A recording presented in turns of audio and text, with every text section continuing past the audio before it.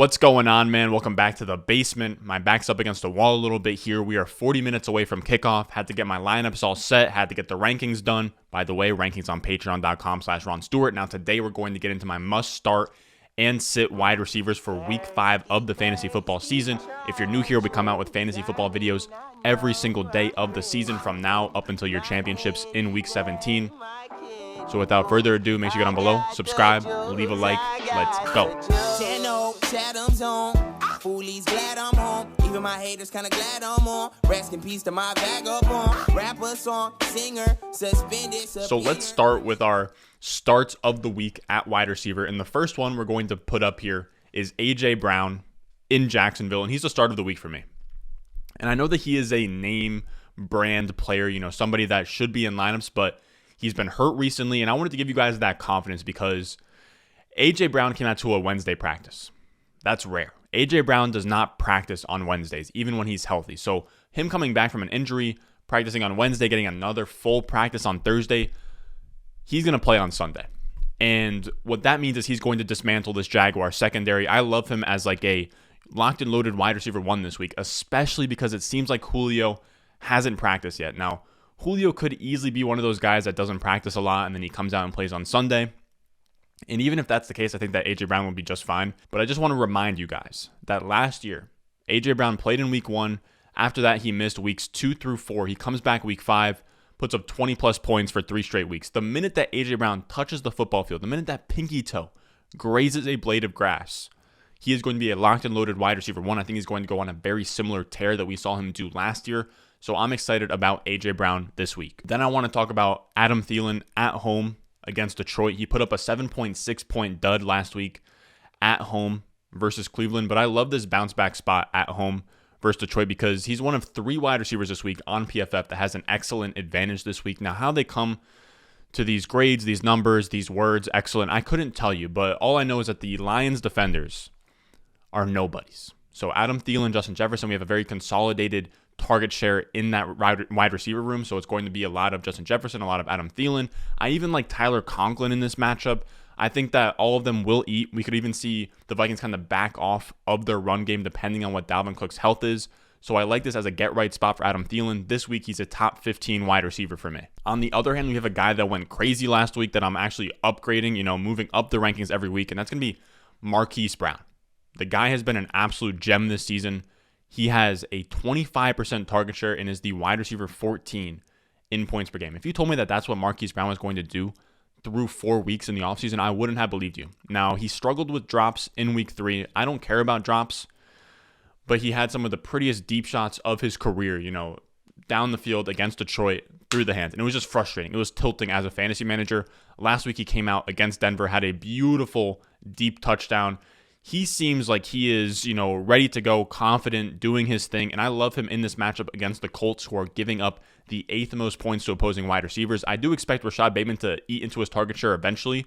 I just don't expect it in his first game back from injury. I have Marquise Brown in that fringe top 24 area. And another guy I have right in that same, zip code is going to be Jakobi Meyers. He's going to be in Houston this week. And he's now had back-to-back top 24 finishes, and the peripherals look really good. He has a 27% or better target share in both of those games and is the wide receiver 16 in expected points. So just based off the volume that he's been given, he should be scoring more points. It's just that he hasn't scored a touchdown yet. Now, the weird thing with Jakobi Meyers, I'm a big Jakobi Meyers guy. I love Meyers, but he hasn't scored a touchdown yet.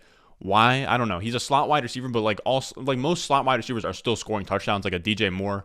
DJ Moore's not a slot wide receiver, but he's someone that has struggled with touchdowns in the past. They will come. Just believe in, the positive regression. The pendulum will swing back.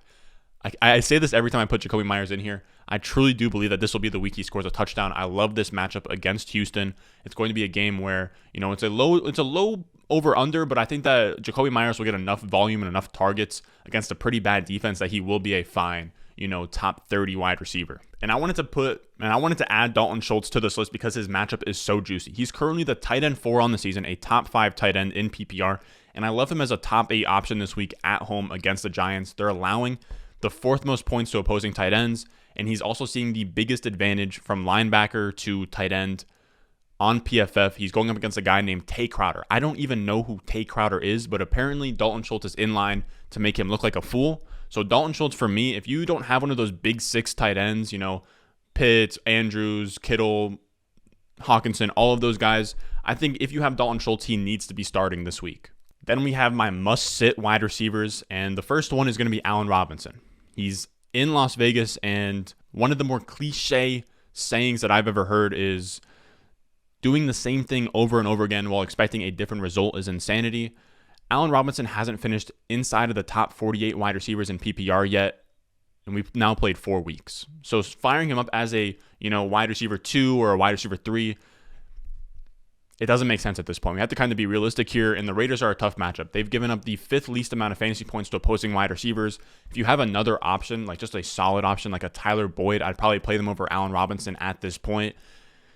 And I hate to say it because I do have some teams with Allen Robinson, but he needs to be on your bench until we see something change. Then we'll get into a guy who actually had a pretty good week 4, Antonio Brown. He had 11 targets, 7 catches, 63 yards, which is actually pretty crazy. He saw that much volume in his first game back with like a 55% snap share, but I think he slows down a little bit this week against Miami. We're always going to have this game with these 3 wide receivers where 1 or 2 of them are going to be pretty awful on the week.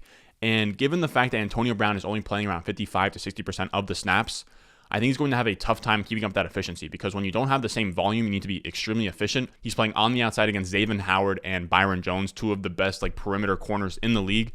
PFF has 85% of his snaps projected to be matched up against those 2 corners. I think this is going to be a Godwin game. We could maybe see a Mike Evans, touchdown, something like that. But for me, Antonio Brown in this matchup against those corners is a low-end wide receiver 3 for me. Which then brings me to a guy that has all of the snaps and is still struggling. We have Juju Smith-Schuster. He saw 93% of the snaps last week against Green Bay and only saw 2 catches for 11 yards on a 4-yard ADOT. His usage, his production is just ew. It is so tough with Juju Smith-Schuster. Now he's scheduled to go up against Bryce Callahan all day long at home against Denver, and Callahan is arguably the league's best slot corner. Bryce Callahan is a dog, and Juju has a poor grade for his wide receiver cornerback matchup on PFF. For me, this week with Juju, he's a wide receiver 4. I would be trying to get him out of your flex spot. Then we're going to talk about Michael Pittman at Baltimore on the Monday night game, I believe. And Pittman has actually looked great this year. He's commanded a 26% target share, which is a huge indicator, but he's only been the wide receiver 35 on the year in PPR points per game. And it's kind of just due to the fact that the whole offense kind of sucks. You have Carson Wentz being, not that great.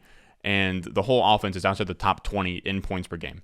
So this is now a spot where Michael Pittman is seeing the volume, but it's a little bit of empty volume because the offense isn't efficient. And now they have a tough matchup this week in Baltimore.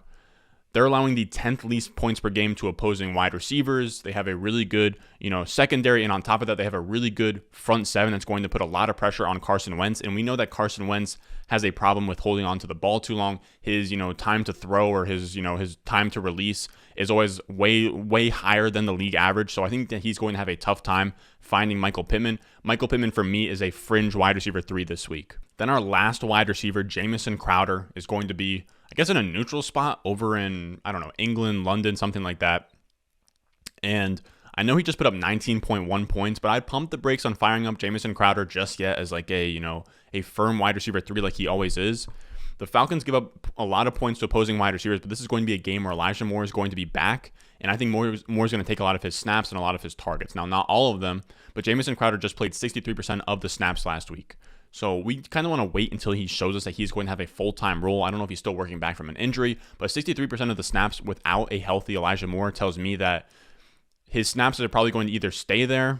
They could climb up if he's healthier, but I don't see him still having I want to say he had I don't still see him having a 27% target share. So until we see him in a full-time role next to Elijah Moore and, he's back to full health, he's a wide receiver 4, at best for me. Now that's going to do it for us today, fellas. If you want access to these full rankings, I just sat down it takes me 3 hours to do these, man. So if you want to check them out, win your fantasy leagues, check out patreon.com/Ron Stewart. It'll be in the description. It'll be in the comments down below. All of that good stuff. Now I'm going to go leave here so I can go hang out with Winnie for a little bit, get the game going. I'm going to have some of the fellas over tonight. This is a really good Thursday night game, Rams versus Seahawks. I hope that I'm not jinxing that. Who knows? They have the highest over-under of the week, 54.5. I'm hoping for a shootout. But as always, when this type of stuff happens, we do see a letdown game. So we'll see what happens. Also, Alex Collins is playing. I'm starting him in a couple spots. So it's always interesting to talk about the game knowing this is going to get posted tomorrow because who knows what's going to happen. I have Alex Collins starting as my RB2 in 2 spots, praying that he just does something. But that's going to do it for us today, fellas. As always, I love you guys. Make sure you go down below, subscribe, leave a like, and I'll see you guys in the next one.